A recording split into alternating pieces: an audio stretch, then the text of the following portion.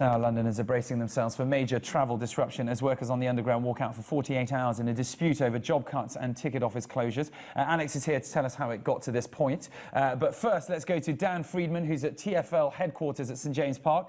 Dan, what's the impact likely to be on commuters? Well, Mark, in the past we've seen tube strikes have a massive impact on London.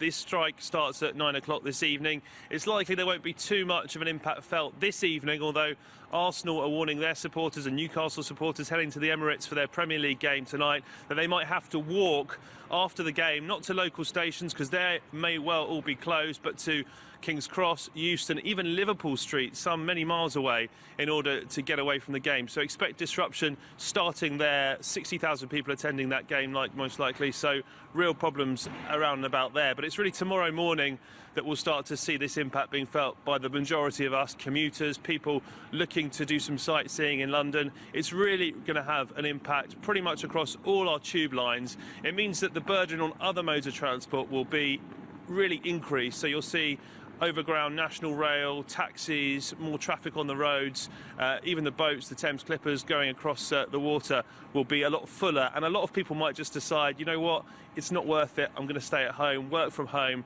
and do that. So you might see a few empty desks at work tomorrow. It will happen right across tomorrow. It will be a similar story for the commute home tomorrow and the following morning, and to Wednesday night as well, when Chelsea play Atletico Madrid in a really important game in the Champions League. Supporters there also warn they might face a difficult journey both to and from that game, although if they do get a result against the Spanish team in the semi-finals of the European Cup to secure that final, they may well find a way of flying all the way home. They'll be very pleased about that. But realistically, it's going to cause a lot of problems, like we saw in February when we had a 48-hour strike. As I say, long bus queues, people really struggling to get into work and go about their daily business. Estimates of millions of pounds worth of damage to the London economy from people like the CBI and the London Chamber of Commerce. But we'll keep you posted on that. Of course, all this may be avoided if, as is hoped, this tube strike is averted at the last minute. Thank you very much, Dan. Now, to talk more about the reasons behind the strike, Alex Beard is in the studio with me now. Alex, just remind us of the backgrounds to this. Well, it's been a long rumbling argument between the London Underground and mainly the RMT, but other unions involved as well. Essentially, they're upset about planned changes, and just to kind of summarise them briefly, the plan is to have around 950 jobs cut, although London Underground, of course, say it's not compulsory redundancies. We're going to get this through, that awful phrase, natural wastage, and people applying for redundancy. Also, ticket office closures. They plan to close all the ticket offices. They say that won't result in job losses, but it will result in modernising the Underground. They say only 3% actually of journeys made on the London Underground involve going to a ticket office, but of course the RMT say it's an essential service and there's no customer service if you don't have the ticket offices. And the last one is changes to their terms and conditions. Now, that does sound quite boring, but if we think that soon we're going to have a 24-hour tube service, obviously people are going to be expected to work some of those hours, so there are some shifts there. There's been some back and forth. It's been going on for a long time now. The London Underground say this is going to save £50 million, and that will help to improve services. Of course, Bob Crow died back in March now.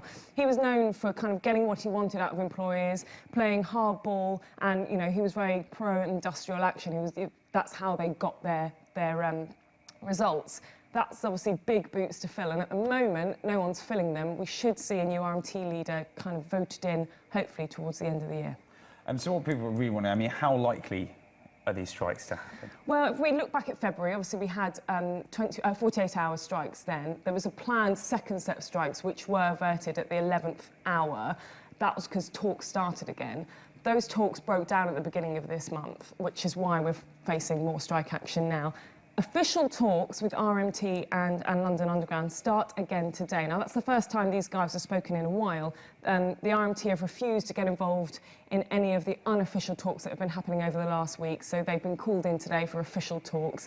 It's hard to tell, really, and obviously they mean business. They've striked before, they can very well strike again. We won't really know until later on today. Who knows, maybe an 11th hour reprieve for all commuters out there. Most Londoners brace themselves for the chaos that will happen from tonight. Okay, brilliant. Thank you very much, Alex. Now, the tube strike is our poll of the day. And we're asking, do you agree with the tube strikes? That poll is going to be running throughout the day, so do make sure you get involved. Just go to our website, londonlive.co.uk, or why not share your views by using the hashtag WakeUpLondon.